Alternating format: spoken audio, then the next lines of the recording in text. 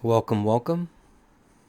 This week's been a week and a half for me, but it is Friday afternoon and I'm going to look at some photos from the week. Pretty casual affair around here. I might call this series like Casual Fridays. I'm thinking I'm just going to look at like a dozen images or so and whatever comes, comes. Okay. I wanted to look at this one because I'm right. I guess I'm trying to figure out how much I want to continue to shoot double X. I'm like 800 to 1,000 feet in, and I've loved it. But I'm starting to get tempted to shoot HP5 because I do think it has like a little more speed to it. And just maybe to go through an HP5 phase for a little bit. But I'm not ready to let go. Okay. Yeah, so this is double X.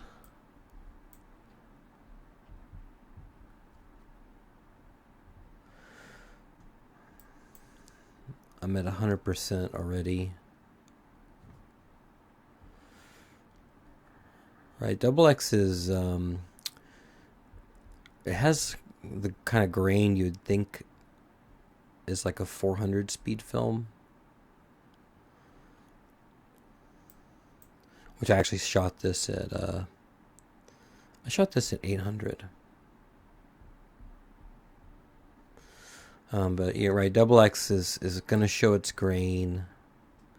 It has its like Kodak grain, um, which has a lot of texture to it that's sensitive to exposure range.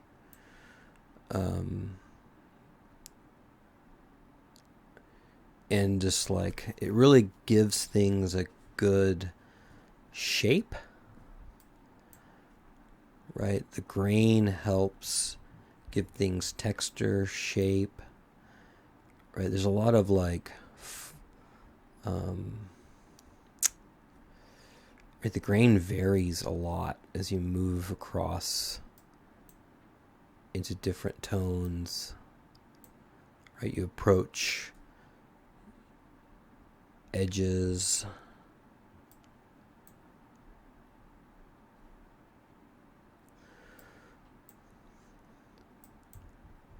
Right, check out this little thread.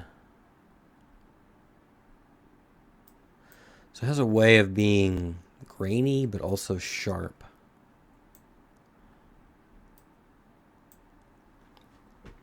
The developer here is Xtol, undiluted.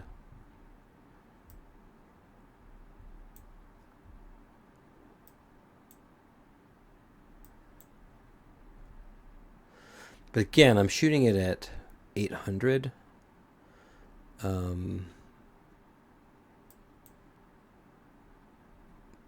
Right, it's not. HP5 can go way faster than 800.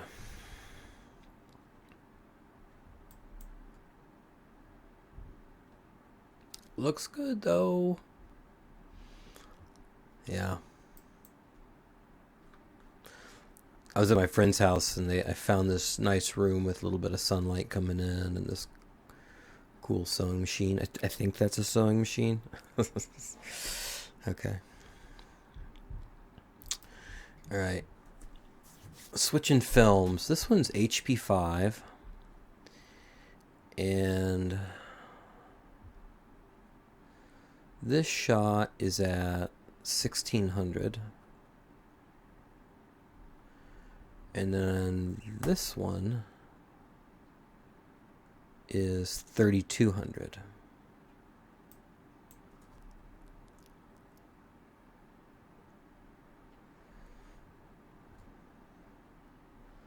Again, the developer is Xtol.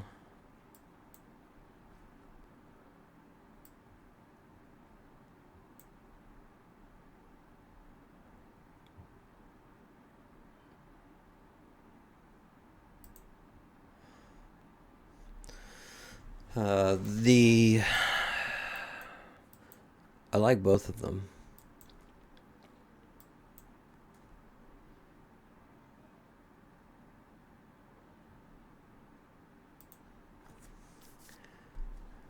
This is the 3200 shot.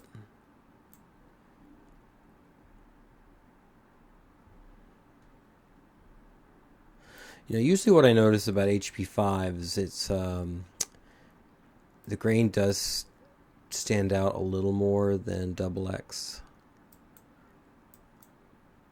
In sort of like, especially in like mid-tones and highlights. But I'm gonna admit I don't see that much right here. Like this looks, again, the grain, the variation across tones really helps give things a texture. I'm at 200%. I try not to go past 100%, but I get sucked in,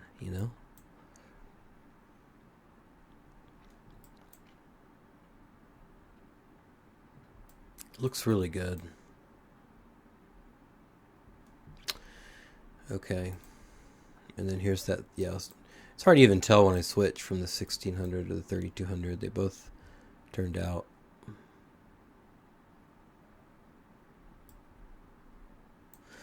And like these lines are sharp, right? You don't look at this and say anything about this is not sharp. But if you shot it with double X, you'd be surprised how those edges are even sharper. I might be making that up. All right, this one was, so I'm going to go through a few here that are just like, I tried a Kodak recipe for HP5 3200 X-Tall. I sort of have my own recipes that I've been using and I've been happy with them, but I thought might as well try like what's in the Kodak manual.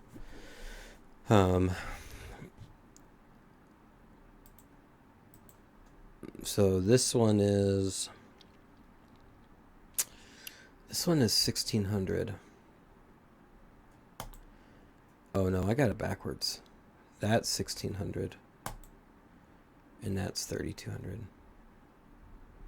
I had them reversed on the other two. I couldn't even tell. Here, let me go back. So look at this top left corner, and then we'll compare it to that. I can't even. Who knows? That's the 1600. That's the 3200. You can tell the shadows drop out a little bit more in the corner. I better do this in the opposite order. I'm gonna get confused. So I'm gonna start here. All right. So this is 1600. 1600. 32. And then I also went ahead and shot a 6400. And this is where I get nervous with this recipe, that is a cliff between 3200 and 6400, right? A little difference between those two, but the difference between 3200 and 6400 is giant. So the safety net is gone. I sort of think that's usually true with HP5. I have a handful of recipes where I feel like I can shoot it at 3200 pretty comfortably,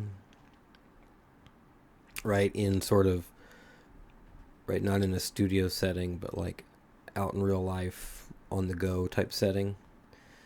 But with this Kodak out of the manual recipe, that is too much of a cliff.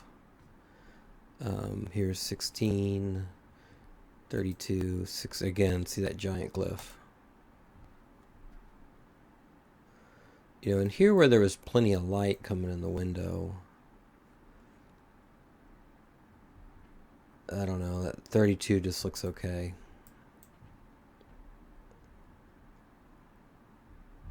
I mean, I sort of maybe didn't do myself a favor. I think I focused maybe over here.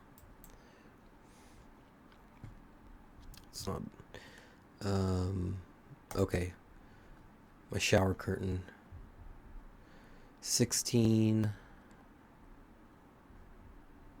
This looks good. 32 looks good. So I get how Kodak's calling this 32, but then here comes the cliff. Cliff.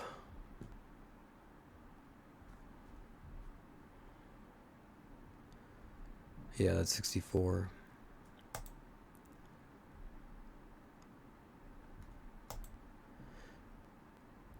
I think if I was going to shoot this one again, I'd probably rate it halfway between 16 and 32 and give myself a little more of a cushion. This is one I just like wanted to snap a shot of my kids, sat at 3200, and I don't love it. This is, I've seen HP5 look way better.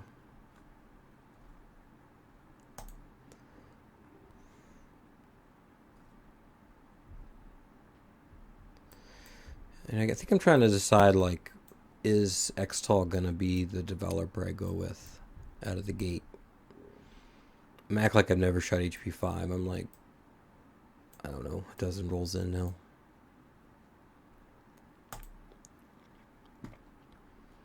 Oh, here's that cliff again. 32. 64.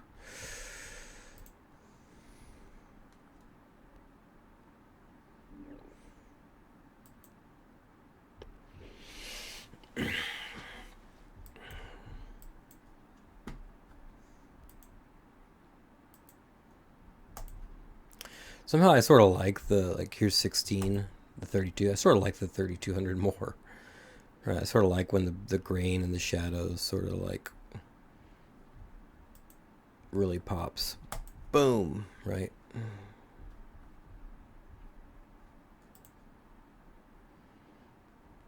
I gotta say, of this whole roll, this was sort of my favorite, like,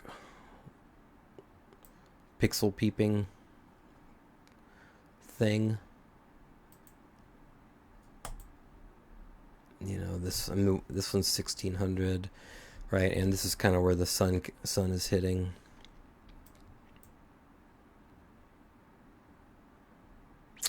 Now, I got excited about HP5 when I went on a trip, and I only took one roll of HP5, maybe two, and I had a couple of shots that I really liked. Now, it does get hard to separate, like, lighting from the film, right? The light here was just spot on perfect.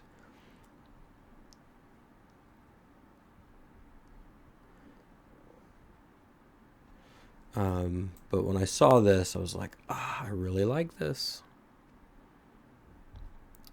This is HP5 at 1600 in Xtol. One nice thing that Xtol does, again, is like something I really like, is the grain varies with exposure a lot. More than something like Rodinal.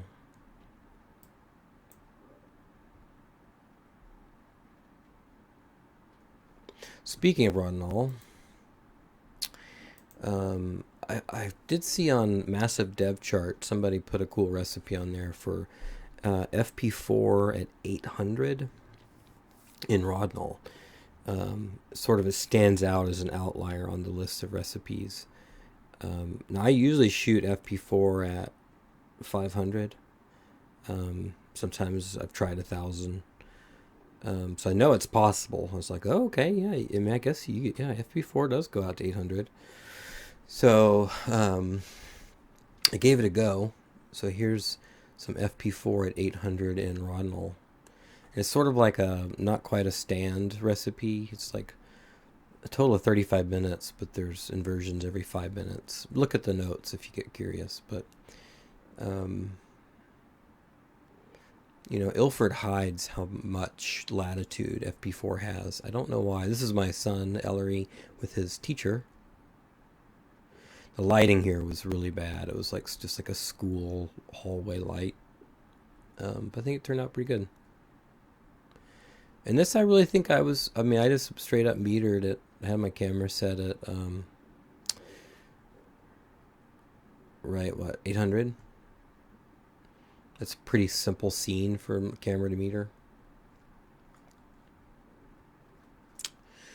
This was a test shot, pretty controlled. I checked with like 4 cameras and some meters to really make sure I was dialed in at 800. And it looks totally legit. Now again, the cliff is right after this, and on the roll I did have a couple shots that hit the cliff. So it's like, in practice, would I really just be walking around at 800 with this recipe? No, I'd probably be thinking like either 400 or 640 or something like that. Give myself a little more room. This is nice. This definition here is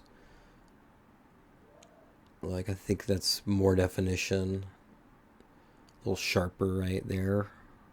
Kind of in the this is the Summicron Rigid, if you're curious.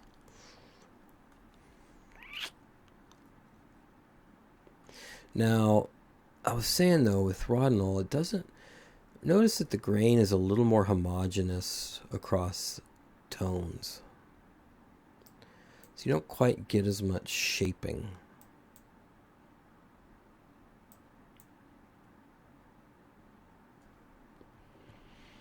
It's like a sharp, high definition.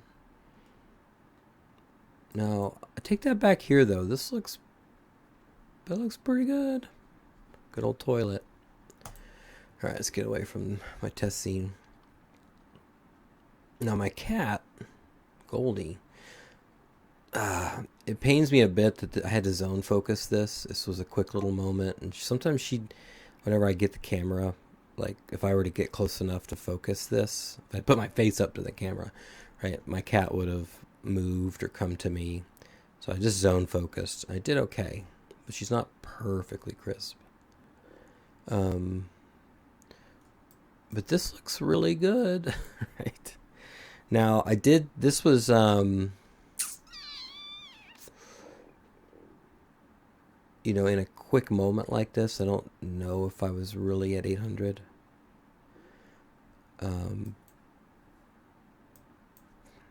It may have been more like a 400 shot or an 8, whatever. But it's pretty beautiful.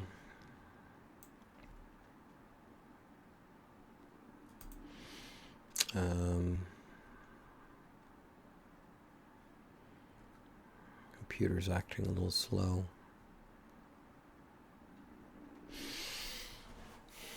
Now, I was actually just going to take a picture of this building by itself. I thought it was interesting. And I just got lucky that all these kids came running around. And this is one where it's like, it's easy to take the shot too early. But it's also like you might wait too long too. And I applaud myself at I think I got it at just the right moment.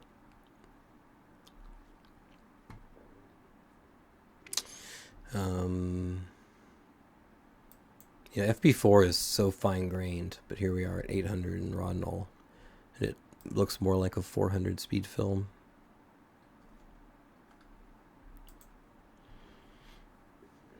Now this one is this is a keeper for me.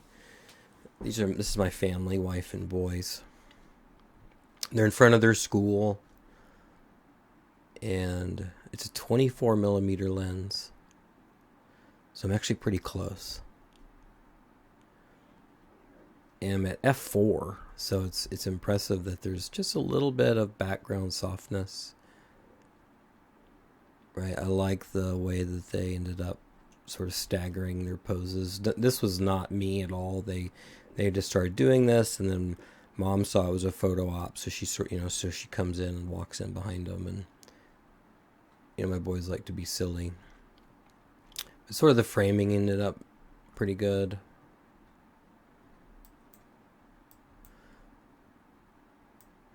And then again, I like the sharpness. I like the grain.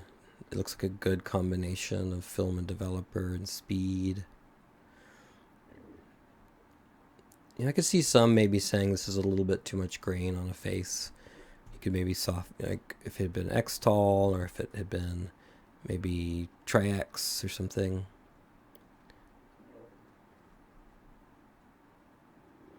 But you know, one nice thing about this Rodinal recipe is you don't get the highlights don't run away from you at all, like you can often get with with the kind of traditional Xtald recipes. Now, my son George, this was awesome. This was like a school library thing, or it was like a free book, right? A free book library thing on the street. I'm sure you've seen them. You know, always a little skeptical of what books are in there, but he looks in there and he finds a unused Mad Lib. So we were both pretty excited about that.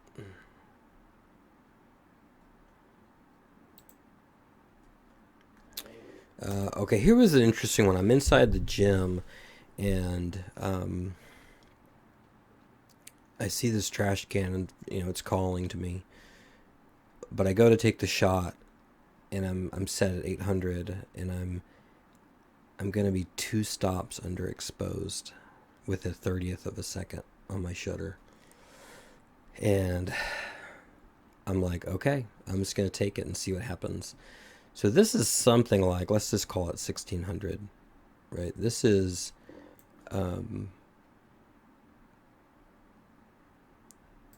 FP4, right? Very underexposed. And I don't know. I mean, it's not, it's not beautiful. Tonality's not beautiful. You can tell the shadows are weak. But it came out sharp.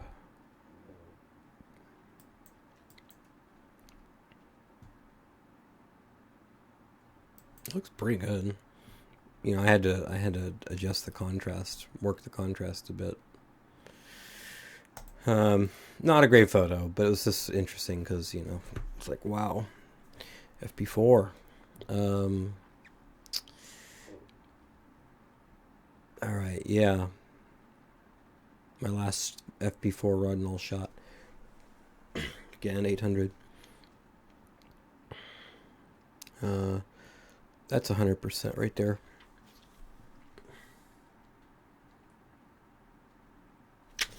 So I don't know. I'm definitely gonna try this again. I might shoot the next one maybe at like 640. Give myself a little more room.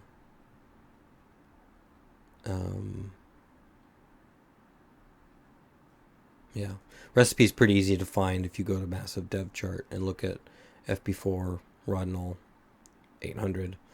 It's the only one on there. And then if we have just a few more minutes,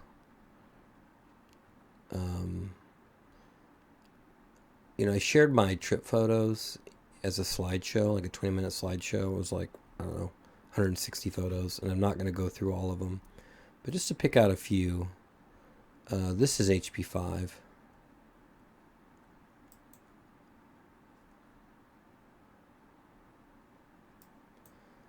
And I like this a lot. I'll grab some different ones. This is,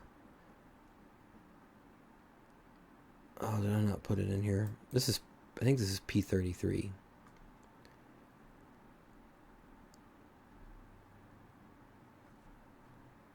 P33 at 640.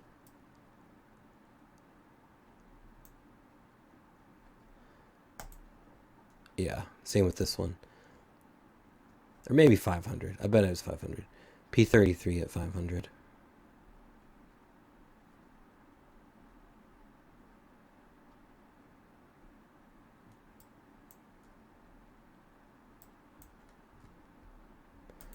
There's another P33. The thing with P33 is I really like it. I really like it. But it's expensive. And it's a little that's the main thing, right? Is it's like it is more expensive. But then it also has like, I can't decide what I think about this. Let me find a good one.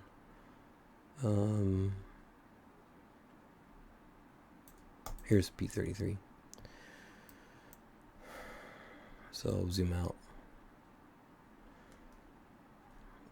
Now again, keep in mind I'm shooting this at like 500 and it's a 160 speed film. So, but these shadows are just like intensely black, right? If I tried to pull a little bit more out of my son's hair, it's not there. So, you know, you get to these cliffs, like the cliff on P33 and P30, etc., is like a sharp drop off. But I sort of like that in my photos. I often kind of edit my blacks in that direction. So I don't know. I'm going to keep my eye out on the price of P33.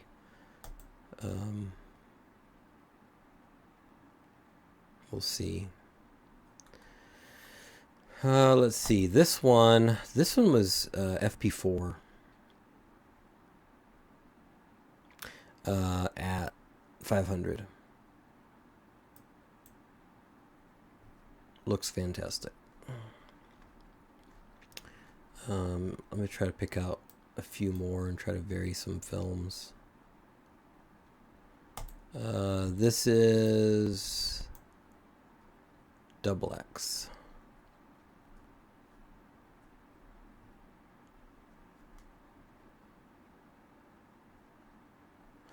I'm going to take a second to close those other ones down. My computer is slower than normal.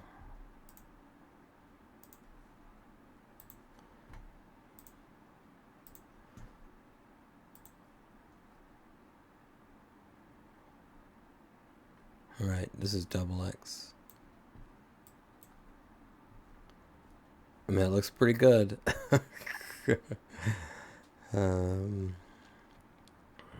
Let's see, what is this? Oh, this is XX.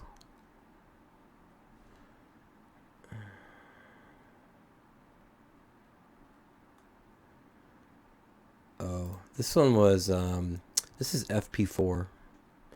I was glad I had FP4 in this one. I wanted this a little more detail here on my son. So I was glad I had a 100 speed or a 125 speed film, although I shoot at 500. This one looked really good. This is FP4.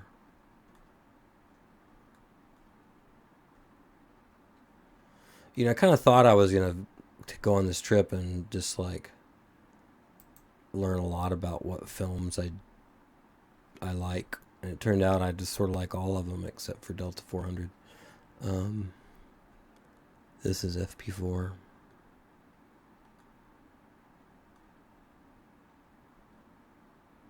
Ooh, yeah. So this is P30. You can see that it's a little more ortho. A lot more ortho. If you look at these skin tones.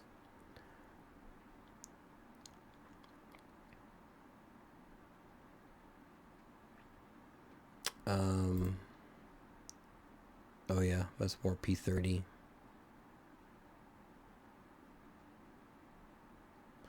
Oh, here's Foma 100. Yeah, Foma 100. I like it a lot too. I only had one or two shots, right? I can tell that Foma has a little more red sensitivity, and so skin tones lighten up a little bit. So this is Foma. All right, lips are still darker than faces, but not quite as much as I like. I like my family's lips to be a little darker. I mean, that's about the only thing I can complain about with the Foma. Here's one, Foma 100, and I haven't, you can just see the lips are just, yeah, darker, not quite as dark as with other favorite films. But I'm definitely going to be shooting some Foma 100. Let's see. This is XX.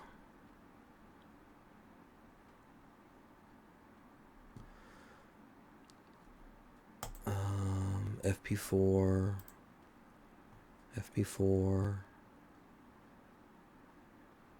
See, what have I not shown?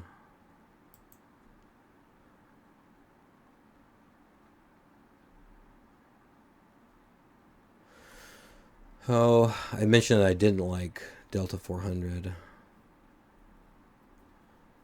Oh, here's a classic Foma 100 shot.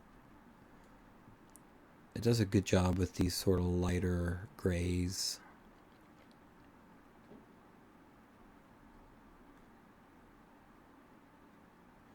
And then here's a classic double X, right? That extra kind of grain and sharpness and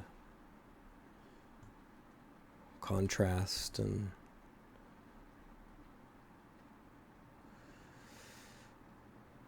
what was this one? Oh, I haven't shown you Tri-X. I know I've got Tri-X in here. But yeah. Here's one of double X where it was, I really shouldn't have been shooting. I wish I'd had HP5. I was struggling to shoot inside the skating rink, and they turned out okay. But right, there's just not enough in the shadows, and it's a little more, it's a little too,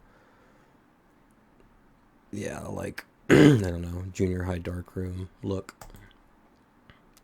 But here, where double X has plenty of light, right? So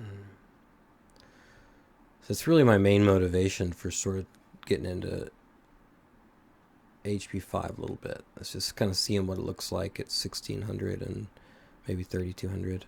Okay, here's some Delta 400 shots, which I shot at 1600. Again, I feel like if you shoot this at box speed, it's maybe a totally different story, but I'm pushing it, and I just don't love this grain.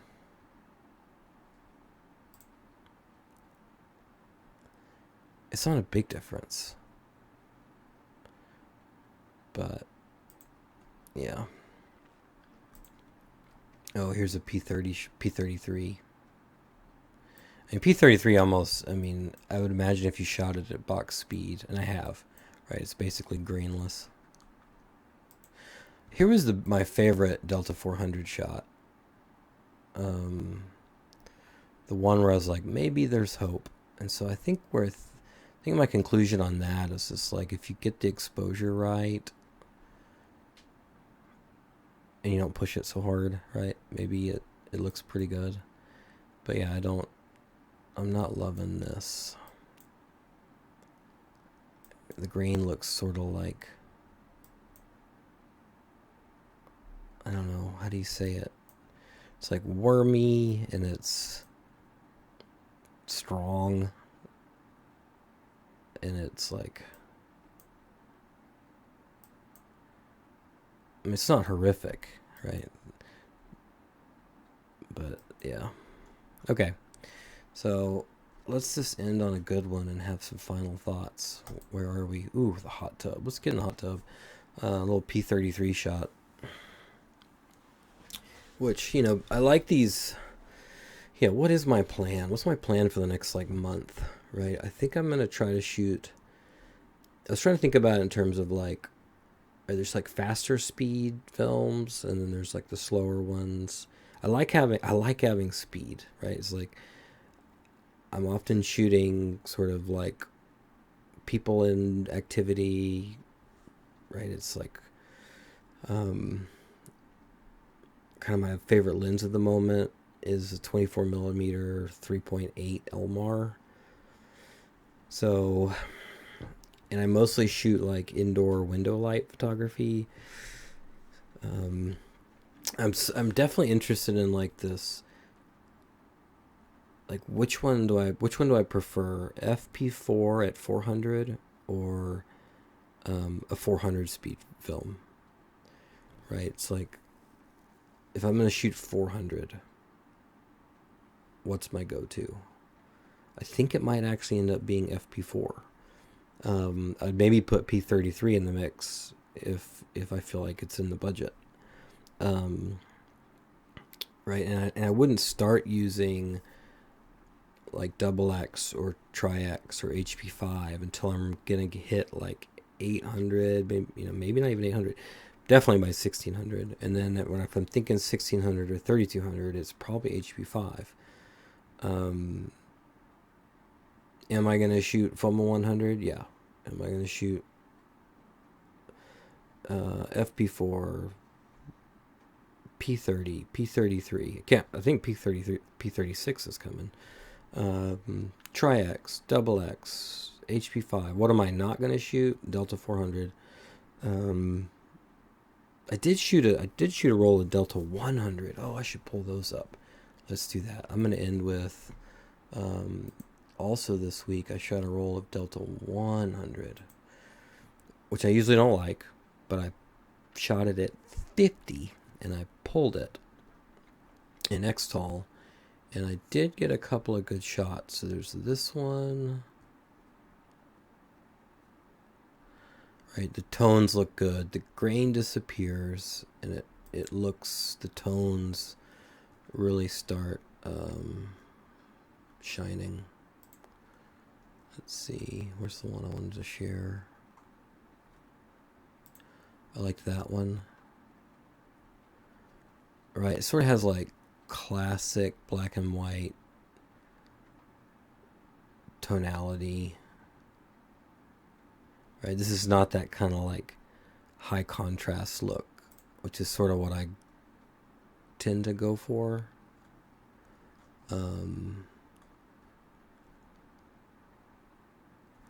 Let's see, where's the one? Here, I'll go with this one. I mean, this one looks really good, but I'm gonna go with this one. So, alright, here's 100%. I like this texture in the grass.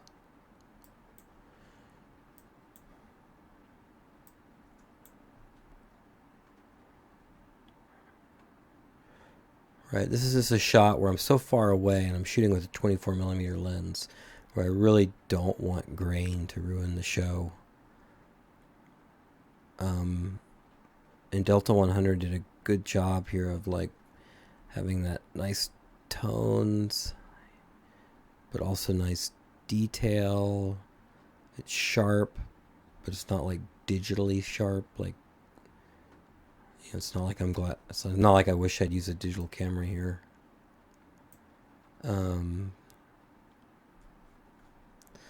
So yeah, just that was some advice somebody gave me of, right, when you're shooting the Delta films, any tabular grain, right, overexpose it and pull it, underdevelop it.